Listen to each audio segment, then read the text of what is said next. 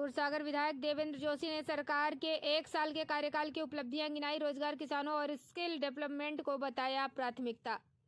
जोधपुर के circuit house में आयोजित प्रेस वार्ता के दौरान सूरसागर विधायक देवेंद्र जोशी ने सरकार के 1 साल पूरे होने पर सरकार की उपलब्धियों का उल्लेख किया। उन्होंने कहा कि सरकार ने युवाओं को रोजगार देने की प्राथमिकता दी है और इस दिशा में कई महत्वपूर्ण कदम उठाए हैं। देवेंद्र जोशी ने बताया कि उनकी सरकार ने पिछले 1 साल में सबसे अधिक नौकरियां दी है। इसके साथ ही राइजिंग राजस्थान के तहत हुए सभी MOU को धरातल पर उतारने का काम शुरू कर दिया गया है। उन्होंने कहा कि अब सरकार हर 2 साल में राइजिंग राजस्थान का आयोजन करेगी, जिससे रोजगार के नए अवसर पैदा होंगे। जोशी ने कहा, पिछली सरकार ने युवाओं को सिर्फ अटकाने लटकाने का काम किया, लेकिन हमारी सरकार ने मेहनत और संवेदनशीलता से काम करते हुए रोजगार के मुद्दे को सुलझाने की कोशिश की। हमने राज्य में पहली बार भर्ती कैलेंडर जारी किया है, जिसमें स्पष्ट किया गया है कि साल भर में कितनी नियुक्तियां होंगी और कब होंगी। उन्होंने यह भी कहा कि सरकार केवल नौकरियां ही नहीं दे रही है, बल्कि युवाओं के स्किल डेवलपमेंट पर भी काम कर रही है। जोधपुर से हमारे संवाददाता अभिषेक सैन की रिपोर्ट। मेरे पत्रकार बंधुओं के माध्यम से जोधपुर की जनता को कल मकर संक्रांति पर्व की हार्दिक शुभकामनाएं प्रेषित करता हूं। मित्रों, कल दिनांक 12 जनवरी को युवा दिवस के अवसर पर इस प्रदेश के एक ऊर्जावान, एक कर्मशील मुख्यमंत्री जी ने जिस तरह से रोजगार उत्सव के माध्यम से प्रदेश के युवाओं को एक बहुत बड़ी सौगात दी। 13,500 युवाओं को कल नियुक्ति पत्र दिए गए और ये नियुक्ति पत्र केवल नियुक्ति पत्र नहीं, युवाओं में एक स्वाभिमान।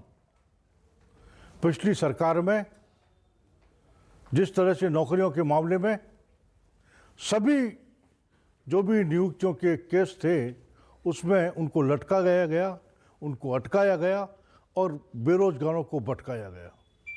ये अटकाव, लटकाव और भटकाव की जो नीति थी उसको परे रखते हुए, युवाओं के साथ कदम ताल करते हुए राजस्थान के कर्मशील मुख्यमंत्री जी ने लगातार, मैं पिछले 1 साल से भी अधिक समय से उनको देख रहा हूँ, 20 घंटे रोजाना काम करते हुए, एक बूंद बारिश नहीं आए फिर भी उसमें पानी खत्म नहीं होता। तो अब सरकार का ध्यान गया है। मैं समझता हूँ निश्चित रूप से आने वाले सालों में इस पर कार्रवाई होगी और हम सब मिलके जोधपुर, एक अच्छा जोधपुर, ट्रबल फ्री जोधपुर, ऐसा जोधपुर का निर्माण करने में सक्षम होंगे।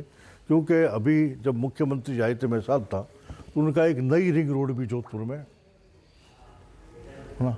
तो कल जिलाधीश से प्रशासन से बात करूंगा, एक नई रिंग रोड जोधपुर में, क्योंकि अभी जोधपुर का रेडियस 45 किलोमीटर का है।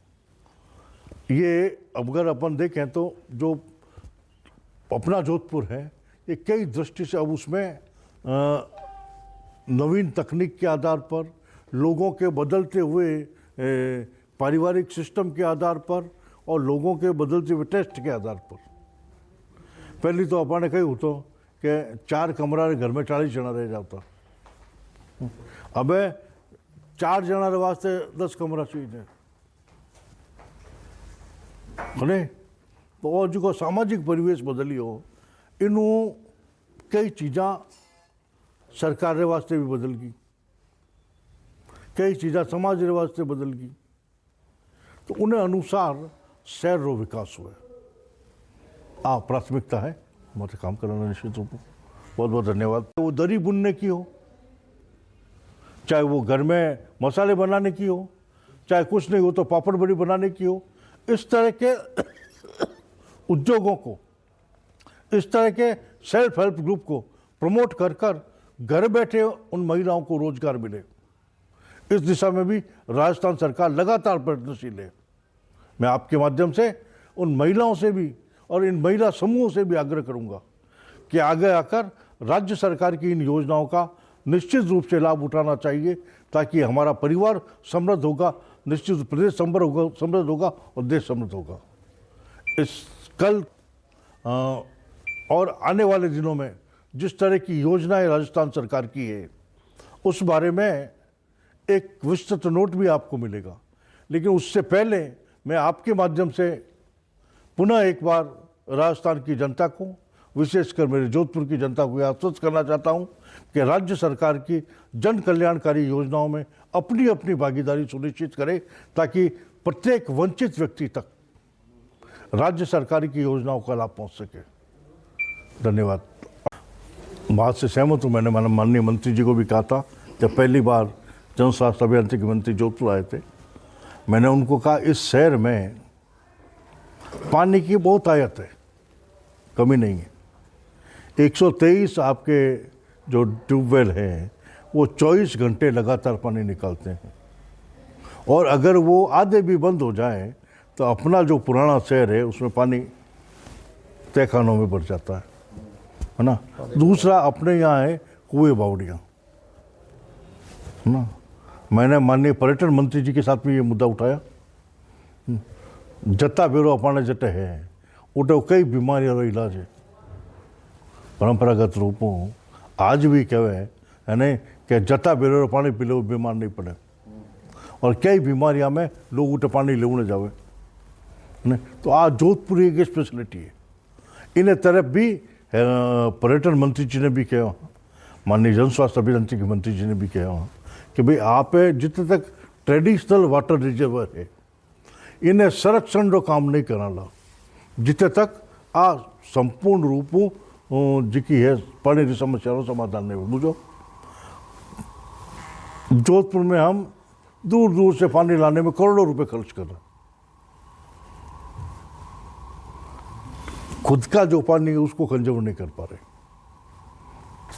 लाख रुपए 2 लाख रुपए लगा के हम खुद के रिसोर्सेज को अगर ढंग से मेंटेन कर दें तो जोधपुर में कभी पानी की किल्लत हो नहीं सकती। ये उनको बता दिया हमने। उस दिशा में भी राज्य सरकार काम कर रही। क्यों? आज ये दुनिया भर में ये आवश्यकता होगी।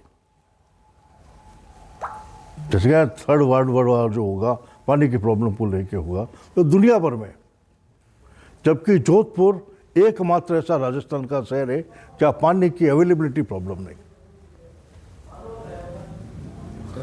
हाँ, तो ये चीज़ पे भी हम लोगों ने बात की है। अगले बजट में फिर प्रस्ताव रखेंगे। वो मोटा जगह से तो पार्क बना दिया, लेकिन वो जाम है, जगह जगह उस पर अतिक्रमण हो गए। नाले बने हुए सब जगह, आप प्योर नाले से लेके शास्त्री नगर मसूरिया में ये नाले सब बने हुए हैं पुराने समय में, लेकिन वो सब कुछ अतिक्रमण की बेड़ चढ़ गए और कुछ नाले चौक हो गए। इस कारण से थोड़ी बारिश होते ही पूरा पानी सड़कों पे 1-1, 2-2 फीट। उन्होंने दूसरी मीटिंग में माननीय जिलाधीश महोदय को कहा कि आप ये जोधपुर में नालों का रिस्ट्रक्चरिंग करने का काम हाथ पे लो। उन्होंने पूरी रिपोर्ट तैयार की और करीबन 283 करोड़ की रिपोर्ट राज्य सरकार को भेजी है। जल्दी उसको भी सैंक्शन करते हुए मैं समझता हूँ अगले बजट में उसका काम भी जोधपुर में प्रारंभ होगा। सर एक में ये पूछ रहा था क्योंकि यहाँ जोधपुर में, एक मिनट, जोधपुर में नाले बने हुए हैं, उनकी इंटरलिंकिंग नहीं है। इंटरलिंकिंग नहीं होने के कारण से उसका लास्ट पॉइंट क्या हो?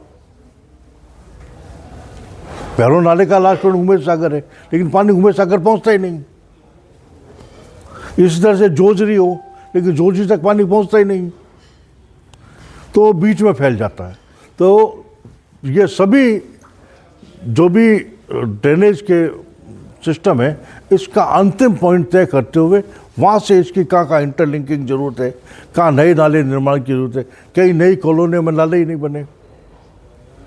अब वो सब का सब पानी सीवरेज में जाता है। जब बारिश होती है, जब सीवरेज की सब हौदियाँ जो ओवरफ्लो हो जाती है, ओवरफ्लो होते ही सड़क गई आपकी और रहवासियों का जीना दुभर हो जाता है। इतना बदबूदार पानी सड़कों पे बहता है कि उस क्षेत्र में रहने वालों का जीना दुभर हो जाता है।